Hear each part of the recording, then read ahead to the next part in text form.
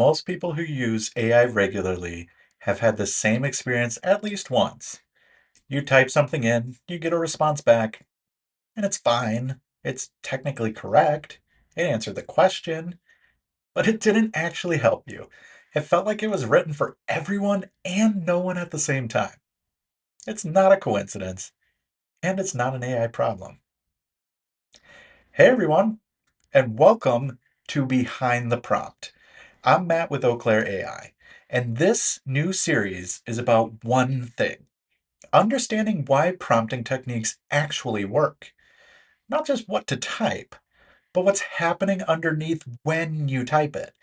And that understanding is what turns inconsistent results into reliable ones. So, welcome again, and let's get into it. You've been here before. You ask AI something, it responds, and the response is technically fine. It followed the rules, it answered the question you asked. But when you go to actually use it, it doesn't quite fit. It's too general, too obvious. It sounds like something written for a textbook about your industry, not for your actual situation. And the frustrating part is it's hard to explain why. The response wasn't wrong, it just wasn't useful. That feeling has a cause. And once you see it, you can't unsee it. When this happens, most people land in one of three places. They decide the model isn't smart enough yet, or they assume it needs better training data, better tuning, a newer version, or they conclude this particular tool just isn't the right for what they're trying to do. Each one of those feels reasonable. Each of them points somewhere outside the prompt. And that's exactly why the results don't improve. You're looking at the wrong variable. Here's what's actually happening. AI did its job. The model responded to exactly what you gave it. There was no malfunction. There was no gap in its knowledge. It completed the pattern you started. The problem is what you gave it to work from. Without specifics, there's no target to aim for. The model fills in the blanks with the most common, most general version of what you ask. Vague in, generic out. That's not the flaw. That's cause and effect, and it happens every time. To understand why this matters, you need to understand what AI is actually doing when you prompt it. AI was trained on an enormous amount of text: books, articles, conversations, code, billions of examples of how language works and how ideas connect. What came out of that training is a system that predicts what fits. Given what you typed, what word, sentence, or idea comes next. Your prompt is the pattern. AI matches what you typed to the closest version of that pattern it has ever seen. That's the whole process. There's no reasoning in the way a person reasons. There's no intent being inferred. There's a pattern being completed. This is the foundational idea behind everything in this series. If you've watched Making AI Make Sense, you've heard this framing before. AI is a pattern completion engine. Every technique we cover in Behind the Prompt works because of this. And it fails when you forget it. So, what happens when you type, "help me with my marketing"? That phrase exists everywhere in the training data. Marketing advice is one of the most common categories of text AI has ever processed. When you type something that generic, AI doesn't struggle to find a match. It finds thousands of matches, and it reaches for the most common, most general version of that pattern. The output is average because the pattern is average. That's the math. You didn't give the model a narrow target. You gave it the widest possible opening, and it did exactly what a pattern completion system does. It completed the most probable pattern. Now flip it. What happens when you add details? Every detail you add eliminates patterns that don't fit. If you specify Instagram, you've ruled out every email, every blog post, every press release. If you specify homeowners, you've ruled out B2B audiences, technical buyers, retail consumers. If you specify three sentences, you've ruled out every long form response in the training data. Each constraint makes the matching pool smaller. A smaller pool means less room to go generic. The output gets more precise because the input earned it. You narrowed the target, and AI hit the narrower target. And that's what direct prompting is. It's not a trick. It's not a formula you memorize. It's the intentional practice of giving AI a narrow enough pattern to match against. Name the task. What exactly are you asking it to do? Name the format, a caption, a bullet list, a summary, an email. Name the audience. Who's reading or hearing this output? Name the constraints. What must it include? What must it avoid? Those four inputs do more to improve your output than any other single change you can make. And they take 30 seconds to think through before you hit send. So here's the principle worth holding on to. Your prompt sets the ceiling on what AI can produce. A vague prompt caps the output at average. The model has almost nothing specific to match against, so it defaults to the most common version of your request. A direct prompt raises that ceiling immediately. The model has a precise target. It can aim. Nothing else about AI changes between those two scenarios. The model is the same. The training is the same. The only variable is what you gave it to work with. This video is the foundation for everything that's going to follow in behind the prompt. Role prompts work because assigning a specific role narrows which patterns AI draws from. Context prompts work because giving AI your situation gives it a more precise frame to reason within.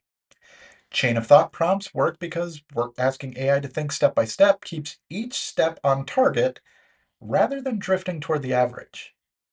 Every technique amplifies specificity in a different way. But if your baseline prompt is vague, no technique fully rescues it. The foundation has to be right first. And that's why this video comes first. The comparison is coming up next, and here's how to watch it. You're going to see a weak prompt first. Pay attention to what's missing from it. Not just what the output looks like, but what the prompt itself fails to specify. Then you'll see the same task made direct. Watch what changes between the two prompts. The outputs will be different, but the reason they're different lives in the prompts themselves. And that's where our lesson is. So here's the weak prompt. Help me with my marketing. That's it. No task, no format, no audience, no platform, no offer, no constraints. When AI receives that, it pattern matches against one of the most common categories of text in its training data: marketing advice. General marketing advice, the kind that could apply to any business in any industry at any stage. And that's exactly what it produces. The output tells you to consider your target audience, your messaging, and your channels. It mentions social media, email, and content marketing. It suggests defining your brand voice. Every one of those sentences is technically correct. None of them is useful to you specifically because you never told AI who you are, what you're selling, who you're talking to, or what you need. The output is average because the prompt asked for average. AI delivered exactly what the pattern matched. Now here's the direct prompt. Write a 3-sentence Instagram caption for a local plumbing company promoting a spring drain cleaning special.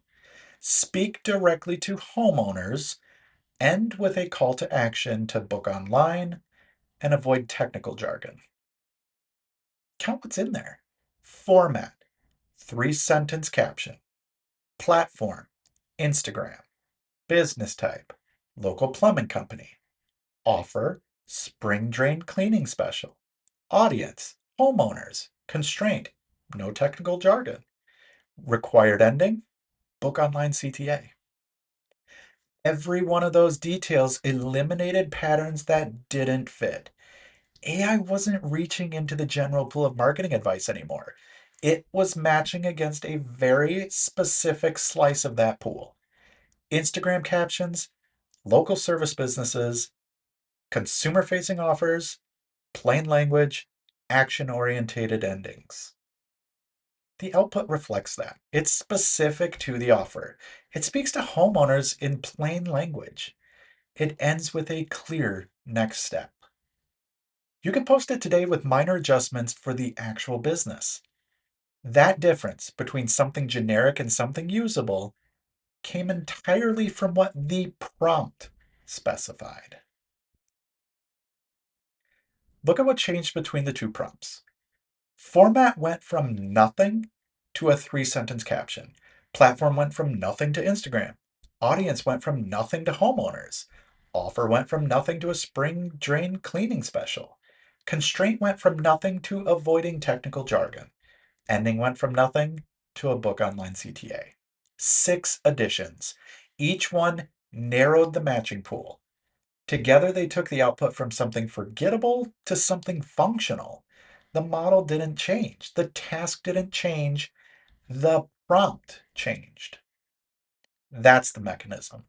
Specificity narrows the pattern. A narrower pattern produces a more precise output every time. So here's the mental model to take from this video.